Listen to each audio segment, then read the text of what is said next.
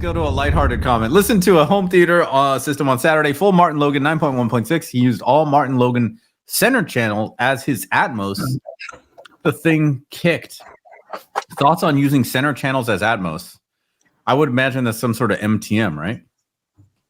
I gotta read this on. Listen to home theater. Full Martin Logan. He's on. Okay, so yeah, all MTMs. I would assume also. Then kick. Thoughts on using center channels as Atmos? I mean, the problem with center channels is the vertical off-axis response, right? So horizontally, it's gonna be good. I don't know if it's better than the two-way when it comes to horizontal off-axis response when you have the speakers, long ways vertically, right?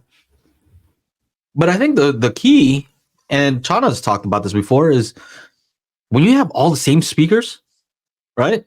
Dude, that's magical, right? Yeah.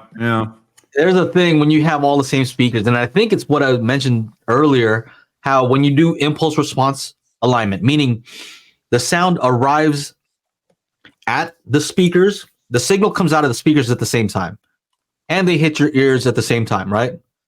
Okay, so that's one aspect. But remember, I told you, if you have different speakers, maybe the phase alignment, let's say their crossover is different, so the phase will change at the crossover point. Or there's something about it that's, something can change the phase response of that speaker. Well, if you have all the same exact speaker, for the most part, the room's going to influence it, but for the most part, the phase should be aligned with all the speakers. Yep. And I don't know, how do you explain what happens? I don't know. How do you explain to somebody? Fully timbre match. You don't have to worry about that. Mm-hmm. I think for Atmos speakers, I think just a single, like a concentric mid-range tweeter for high channels is all you need. Mm-hmm.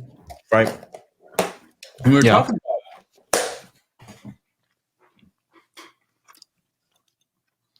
about 714 space. Let's talk about 714. Okay.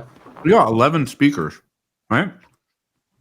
You've got how many sound waves coming off of each of those speakers? If they're two-way speakers, you got 22 sources of sound. Dude, that's a lot to deal with. And you think your $400 AVR can auto correction? Well, how about this? Imagine if you had a stereo setup and the left speaker and the right speaker were different. Right? Yeah. Imaging you think you're gonna get? Yeah, like it's not gonna be ideal. Yeah. And of course, I understand. Yeah. I understand. That's a very hard thing to do, right? You want to get some towers, and as we've always said, like, try to get the same speaker from the same line so they're all using the same materials and all that kind of nonsense. But like, take these my little speaker on a stick speakers. If you have, and then they're not big, I understand they're not fancy looking, but like, dude, the Atmos, when I'm down to just 11 sources of sound waves as opposed to 22 with all the tweeter mid-range, and then if you have a three-way or woofers in your some people have towers for surrounds. I'm one of those people now, thanks Joe. That's a lot of sound coming out, and you got to like tame. Like, I think that's what we really need, Joe. We need a speaker we just need a concentric speaker. For I wanted to make that. I was talking to somebody before about like possibly making that. I'm like, dude, I just want these monolith type of speakers, but bigger. So you can handle a little bit more bass, more output. Huh? Yeah, bigger. Maybe a 6.5-inch version and an 8-inch, just for whatever. Right. And I don't know whatever happened to that. Because I'm like, dude, that would be. I'm down to put my name on it. I'll tell you what the measurements need to be, and then you send it to me, and like we'll go back and forth and make this thing, and I'll sign off on it, and then I'll review it, and I don't care. I'll slam it. I don't care. Yeah. Like if it's garbage, dude, I wouldn't even come out with it. I think that would be the ideal if it was just concentric, maybe a 6.5 with a 1-inch tweeter. If you want to do 8-inch woofer. Somebody can take this idea. Since I'm not doing. You know what I was thinking? Make it like a wedge shape. A wedge? Make it a wedge shape, but like a kind of a wedge where, since it's concentric, think about this, right? You can mount it on the wall, and instead of there's an angled baffle to it, right? But you can use them for left and right. Well, let's just say in the front, right? On the front, you can have them so they're at your wall, but also towed in slightly.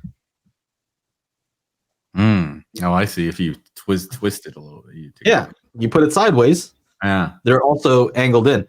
And then let's say if you have it on the ceiling, well, you just turn it the other way. Now it's angled down, right? Yeah. And if you have to put the center a little too low, well, so you can turn it angle up, So, yeah. I was thinking of something like that, or some way where on the back you could angle it different ways. I really think it's really about. Fuck, I need to write these down as like video ideas. It's about a performance versus aesthetics and other considerations of your room.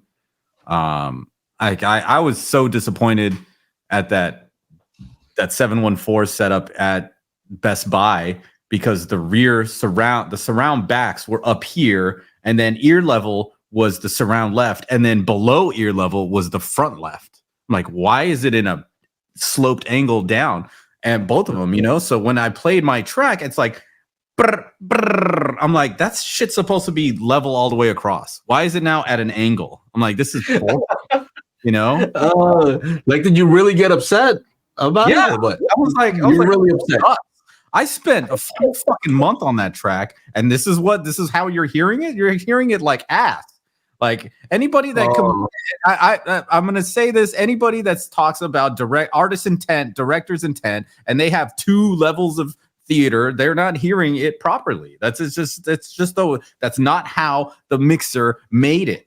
They made it for you to listen to, and here we are. So you have to think about you putting a home theater together. You wanted audio performance or video performance, because those are 2 totally different things, right? And then do you want it to look nice, or do you want it to? It's like me putting, slamming my car, putting 25-inch rims on it, and lowering it. Or do I want it to go fast? Right? Do you want performance or aesthetics? That's the juggle. That's the juggle. And if you go for aesthetics, I'm going to be like, my shit's going to sound whack in your $200,000 home theater. Sorry. Yeah. I can't, you can't, no matter how much technology there is, it won't change the fact that your speakers are on the wrong fucking area. That's it. Your elevated rear surround soundstage, boom, wrong place. Ear level. You have a trim off. You have a trim off. Fantastic. You wasted some money on something that you thought you could do with it, but it won't do it because the speaker just needs to be in the right place. That's it. Speaker just needs to be in the right place. I think even they would admit that, right? Even with on their manual, it says there on the Trinov manual, I think it says somewhere there that like our remapping can do some pretty cool things, but try to put the speaker in the right place. Like there's a whole guide of where you should put the speakers. If it didn't matter whatsoever, then why would the guide be there, right? Or why would they still matter to create a software that would move the location of the speaker if the speaker location wasn't an important thing, right? Like that's like why did they make that? I think they do the best with what they have, and I think the technology. I haven't really heard one to compare, but I think it should work. All right, everybody. We do the Daily Hi-Fi podcast every Monday, 4 p.m. Pacific Standard Time. So make sure you join up to the YouTube channel, youtube.com/Daily Hi-Fi, and we will see you there for the big show every Monday. Yeah.